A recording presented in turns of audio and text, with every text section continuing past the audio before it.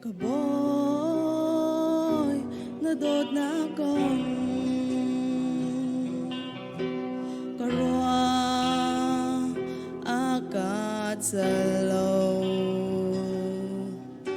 kay bel kandog hawlaw hitlog misuan no chisiyang law na pumtiang nakapek hitu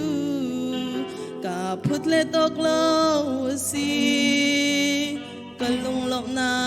mithi tulo alyan nangang midot na katsam kaulo o kapum ni me kang tiang in pening lo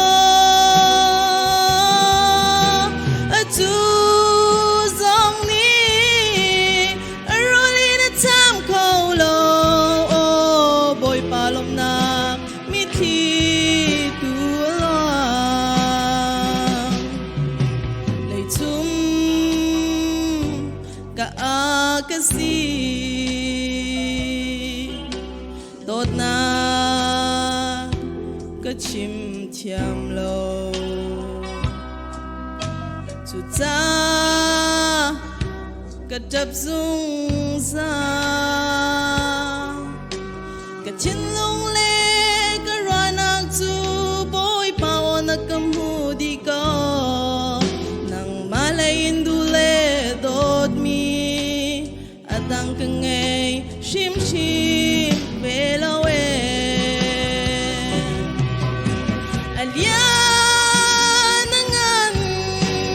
midot na katsam kaulo kapum ni me kang tiang in pening lo atu zong ni aroli na tam kaulo boy palok na mithi tulo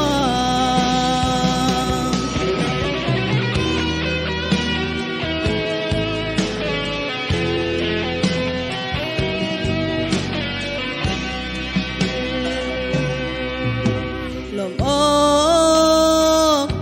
natlag sa din lom sia man kan thiam lo persung in kum to sing tu nu man ni an pa to ti tu phil chanan ngai chiao ton kép siêu khâu lâu tu bôi pa cây dòng ni căn phía khâu bàn lai lâu alyan nangan mi do ta kết sam khâu lâu kapum ni me khang tiang in pening lo atu zong ni aroli na tam kaulo boy palong nak mithi tulo hibo lay minung tu